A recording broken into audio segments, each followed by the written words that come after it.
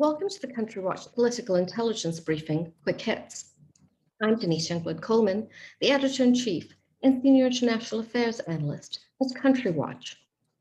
Normally, in these video briefings, I start with the featured country of the week and go on to discuss other hot international stories. This week, like last week, I'm going to do things a little differently. I'm going to give you the headlines of some of the big stories I'm covering, and then I'm going to focus on the international story of the moment, Afghanistan. So first, the headlines. Canadian Prime Minister Justin Trudeau has called snap elections. The Zambians went to the polls and the opposition candidate won the presidency. Tunisia's President Kais Saied consolidated power. Swedish Prime Minister Stefan Löfven will resign ahead of elections next year.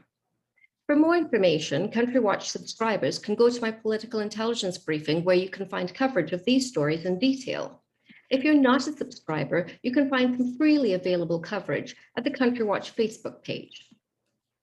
Now to Afghanistan. There is good news and bad news. The good news is that the United States is carrying out the largest airlift in human history in Afghanistan. The bad news is that a terror attack at the Kabul airport killed scores of people, including 13 United States servicemen. Let's start with the evacuation of Americans and refugees from Afghanistan. On August 22, 2021, there were continuing reports by the media of people encountering difficulty trying to get to Hamid Karzai International Airport in Kabul. President Joe Biden of the United States on the same day acknowledged that the withdrawal exercise, including the mass evacuations, would be painful, but that everyone who wanted to be evacuated would be airlifted out of Afghanistan. He said, "Let me be clear. The evacuation of thousands of people from Kabul is going to be hard and painful no matter when it started, when we began. It would have been true if we had started a month ago or a month from now. There's no way to evacuate this many people without pain." According to President Biden, there was a regular flow of flights out of Kabul, with most Afghan refugees on planes settling down in third countries like Qatar, where they would be processed for special immigrant visa programs and also be vetted through a security clearance process. A day later, on August 23, 2021, the number of evacuation flights had significantly increased, with close to 50,000 people being evacuated from Kabul since August 14, 2021. The clear ramp-up in airlift capacity should be measured against the withdrawal of United States forces from Vietnam decades ago, when in April 1975, approximately 7,000 people were airlifted by helicopter from points across Saigon. There will be congressional hearings with bipartisan support to determine why the early days of the evacuation process was punctuated by distressing imagery of desperate people at the Kabul airport trying to get out of Afghanistan. Despite the political posturing by many in positions of elected power, it was yet to be determined if anything could have gone differently to initiate a complicated withdrawal and mass airlift program more cleanly. One claim being made by some of the Washington Beltway punditocracy has been that the airlift campaign should have started earlier, thus foreclosing the haphazard rush for the proverbial exits on August 15, 2021, when Kabul fell. It was conceivable that a phased evacuation ensued from the time Biden announced the withdrawal of troops from Afghanistan, that the process would have been more seamless, certainly more clean. On the other hand, was the argument of the government of Afghanistan that it was intended to survive the United States withdrawal and not collapse on the very day Kabul fell. An evacuation earlier could have delivered the message that the Afghan government was doomed to fall, thus precipitating the very events that transpired on August 15, 2021. The upshot: there may have been no difference in outcome, regardless the commencement date of evacuations. That is a point to be taken up in Congress during investigations. Another point of consideration that could be taken up in congressional hearings was the slowness of process in granting special immigrant visas, or SIVs. The fact of the matter was that the Biden administration inherited a backlog of applications from the previous Trump administration, which had curtailed SIVs in order to prevent more refugees from coming to the United States.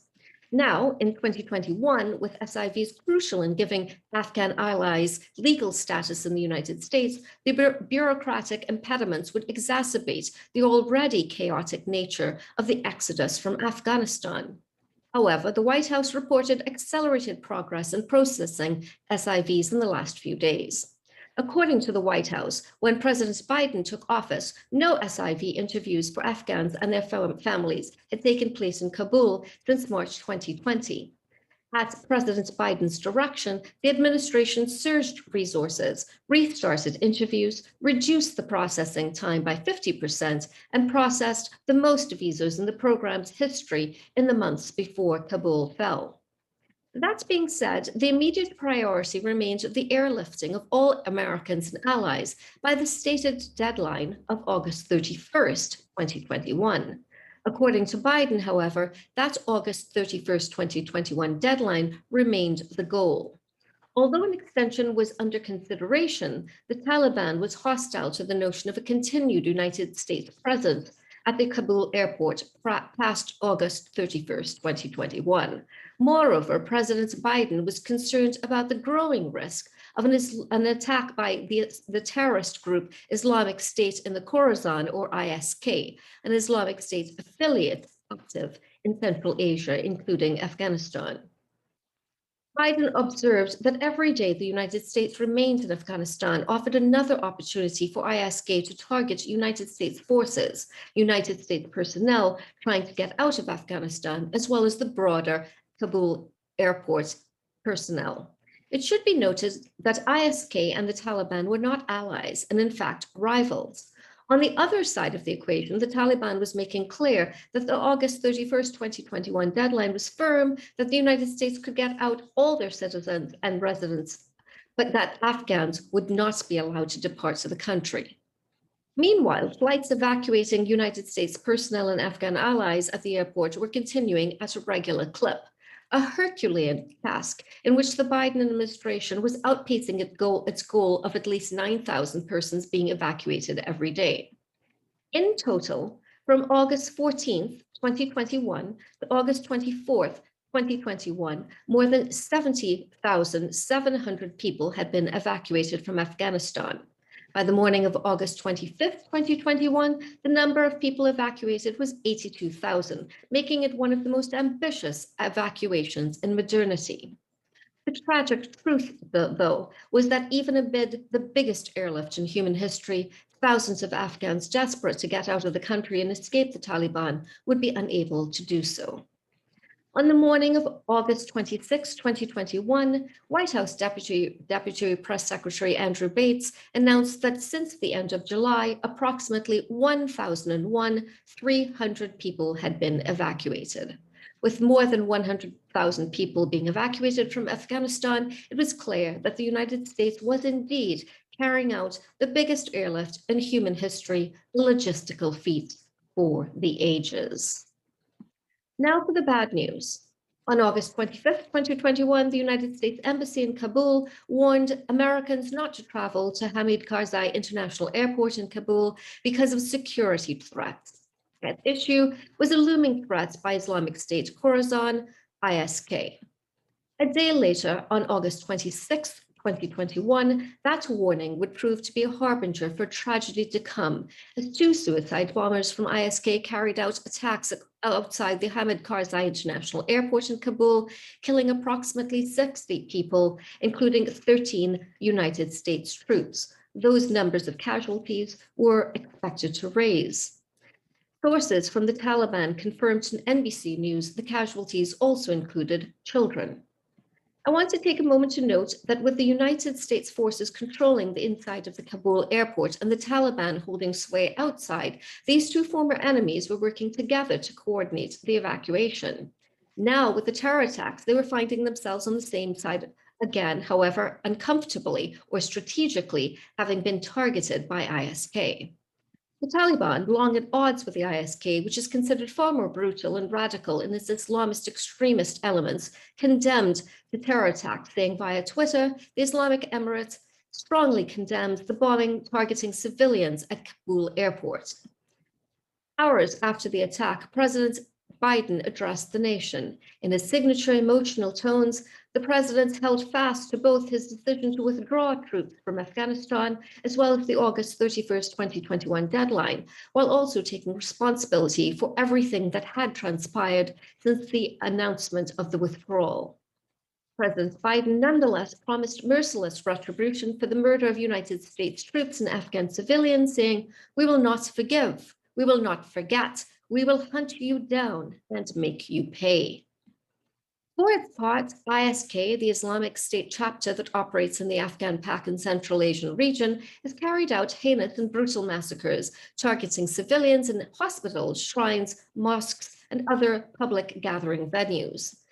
As a Sunni Islamist terror group, other Muslim sects have been in ISK's crosshairs, including Shiites. In this regard, it is distinct from the Taliban, which for all of its own unique brutality and hardline tactics was attempting to rebrand itself within the international community and has to a great extent resisted sparking a sectarian conflict in the region.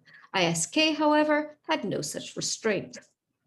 The attacks on civilians in the Kabul airport in Afghanistan was a deliberate challenge from ISK to the Taliban, intended to append the image of the Taliban as a center of law and order and expose Taliban weakness by showing that the Taliban could not prevent or squash ISK attacks.